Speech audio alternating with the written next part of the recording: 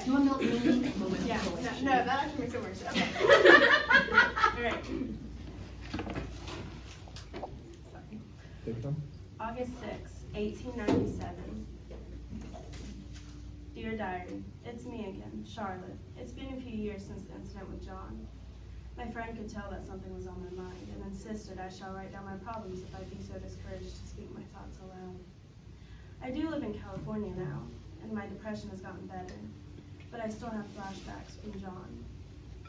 Sometimes I wonder if it was a thing of my imagination or something real. I keep replaying that time in my head. It was the summer. Oh, a beautiful summer. John had placed me inside a wondrous house, which seemed to have potential. The rooms, however, were a space of isolation. I had only a mere window, which overlooked the garden. After I had my child, I could not fathom being in the presence of her, or stand the idea of being in that room. John at the time had told me it was just my nervous condition.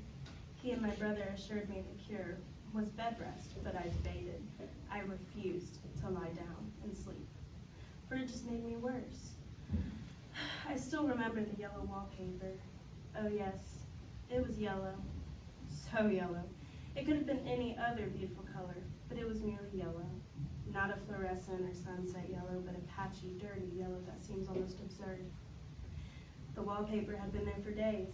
I found myself enchanted in its dirty crevices along the patterns, even so that I would trace along those patterns with my fingers, accidentally transferring the rusted yellow onto my clothing and my hands. I remember the day I decided to break free from captivity, from John, and restart the way I, as a woman, feel like I deserved. I had worn white.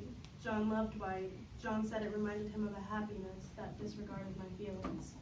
White is clean, he had suggested. I found myself wandering around my room, trying to find something to increase my brain activity, for it felt stiff. I found myself divulged into the wallpaper. I believed there would be a woman behind the wallpaper, simply getting out at daylight. She was there sometimes, but not always. I saw her out of every one of my windows. It was the same woman, I know, for she is always creeping, and most women do not creep by daylight. I could never creep out, for John wouldn't allow it. I found myself relating to the woman. I went on about my day, and I decided to take a nap, because John scheduled it for that time. When I awoke, it was nighttime. I looked back at the wallpaper and felt as though I could see eyes on me. I had touched along until I finally found my hands peeling off some of the wallpaper. It appeared the wallpaper had been the same thing that held me captive. As I ripped away the wallpaper, I could see the woman shaking the bars that kept her there.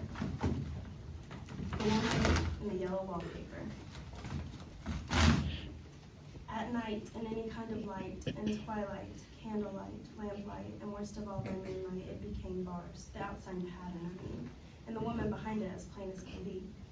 Sometimes I thought there was only one woman, and she crawled around fast. She would take a hold of the bars and shake them. I remembered my heart racing, seeing this woman being held captive. Nowhere to run or be free. Terrifyingly shaking the bars. In that moment, I felt as though I were really the one behind bars. I knew what I had to do. I ripped up the rest of the paper, ripped off the bars, and let the woman free.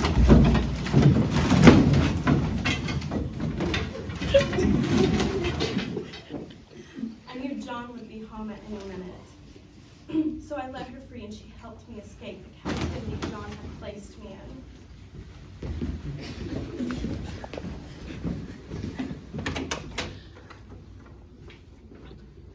Every now and then, I think of those moments before I left John, and I realize I made the right decision, regardless of the physicality of the woman in the yellow wallpaper.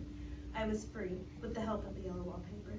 Something so scary in the beginning, so ugly and different, turned out to be the one thing that helped me get up in the morning. Yeah.